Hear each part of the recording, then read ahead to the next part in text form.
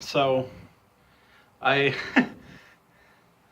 uh, I got into bed last night and I completely forgot that it was Tuesday, and I'm just like in bed laying. I was like, "Oh crap, it's Tuesday," and I forgot to do my solo review.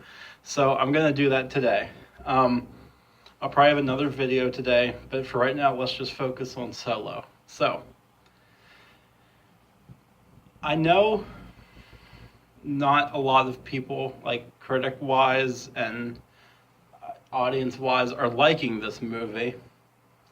Um, it's not doing that well at the box office. It's not bringing in Infinity War money, stuff like that. But it was a good movie. It was fun. You know, Han Solo's always been the wise guy in the Star Wars movies. This was just fun. You have Alden Ehrenreich. I think I pronounced that right, but I probably didn't, so I'm sorry. You have him as young Han Solo. Um, you have Woody Harrelson as Tobias Beckett, who was a pretty good character. Um, you have Emilia Clarke as Kira. Emilia Clarke's like, Game of Thrones, Daenerys Targaryen. Um, you have some guy as Chewbacca. I forget who that was, but it was a new guy. Um, you have Donald Glover as Lando Calrissian, which was perfect. The casting in this movie was just perfect. Like, Donald Glover as Lando was perfect. Alden Ehrenreich as Han was perfect. You have, what's his name, Paul Bettany as Drayden Voss. Dryden. I was never clear on how they were saying that in the film, but he was good. Um, what's that? He's like the leader, I guess, of this like mob, but Crimson Pike. I think they were called Crimson Pike. I'm sorry, I do not remember. I'm pretty sure that's what it was though. But he was good. Uh, you had, I don't know who the actress was, but uh, Enfys Nest, who was really cool actually, and all the trailers you think, oh, that's the villain of the movie. It's not.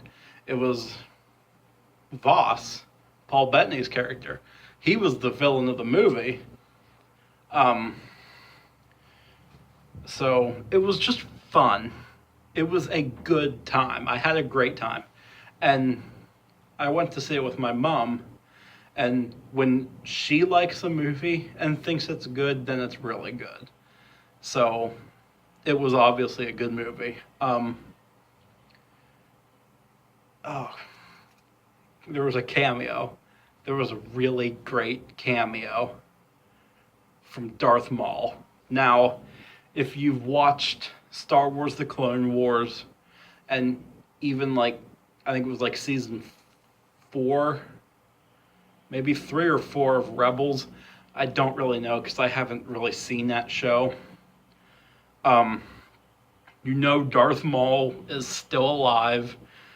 He wasn't killed on Naboo by Obi-Wan like they showed in Phantom Menace.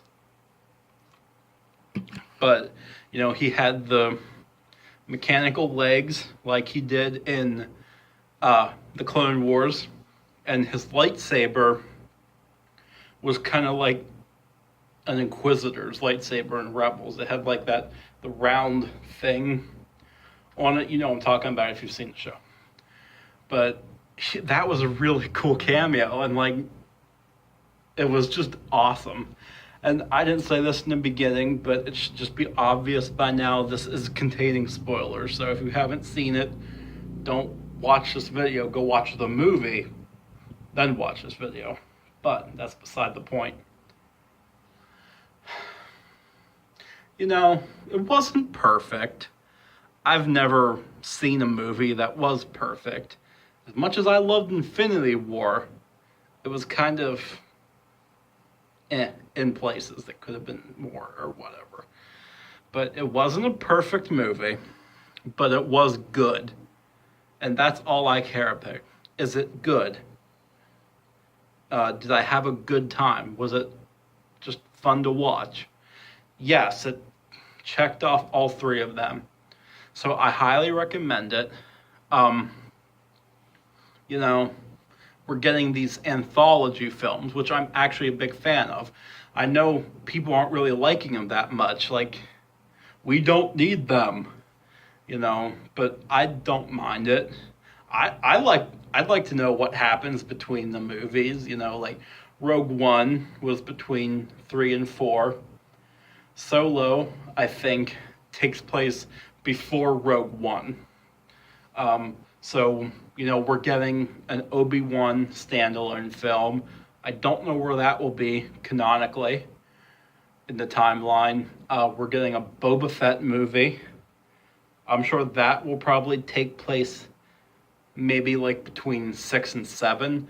Like maybe he gets out of the Sarlacc pit and goes off to wherever. I don't really know. I saw an article on Facebook today that we might be getting a Bossk standalone film of all things. I like Bossk. He's actually one of my favorite bounty hunters. I love the Trandoshans. So that would be a fun one to see. I don't really know where they would go with it or what they would do, but it would probably be a fun movie to watch. So all in all, I give this movie 4.5 out of 5.